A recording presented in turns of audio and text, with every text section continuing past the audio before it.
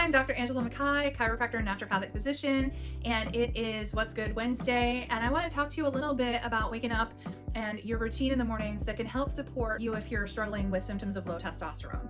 So low testosterone symptoms include fatigue, difficulty with erection, poor memory, poor mood, and just feeling really incredibly draggy and low. One of the things that can be really helpful for men with low testosterone is weight training.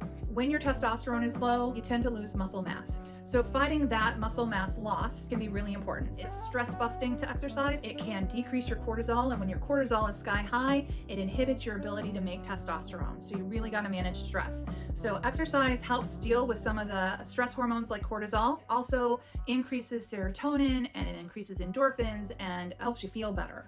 It's hard if your energy is already in the toilet to get yourself up and moving and motivated to exercise, but start slow.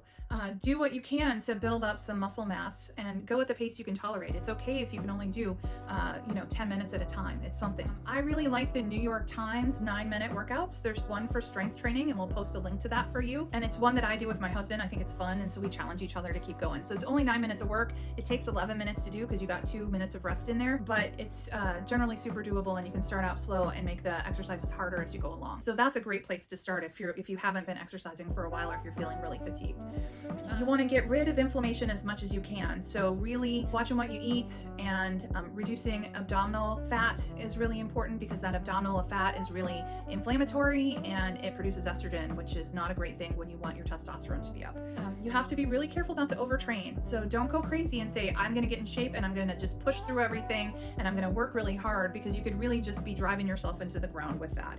So I want you to move, I want you to exercise, I want you to build muscle mass, but I do not want you to tank yourself. And then when you are thinking about increasing, start slow, like I said, and increase at no more than 10% in intensity or time, or however you want to measure it, no more than 10% per week, because that will allow you to challenge yourself without tanking yourself.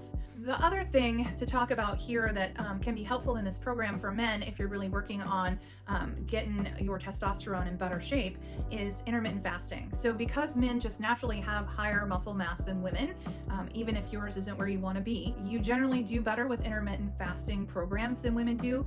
If it's your goal to lose weight or to alter your hormones or to reduce your insulin levels, all those things generally do well with better with men, and you get faster results than you would if you were a female. So if you have diabetes already or some other health issues, I recommend talking to your physician before you decide to do an intermittent fasting plan, because that may not be appropriate for you depending on what your diabetes management looks like. But if that's not a consideration for you, it is something to look into. So that's your Wake Up Wednesday. It's great if you can work out in the morning and just get it out of the way for the day. You may find that you have more energy going through the day and that you've set up your metabolism to work better for you through the day. I will talk to you soon. If you've got any comments, let me know what your favorite exercise is and leave it in the Dropbox.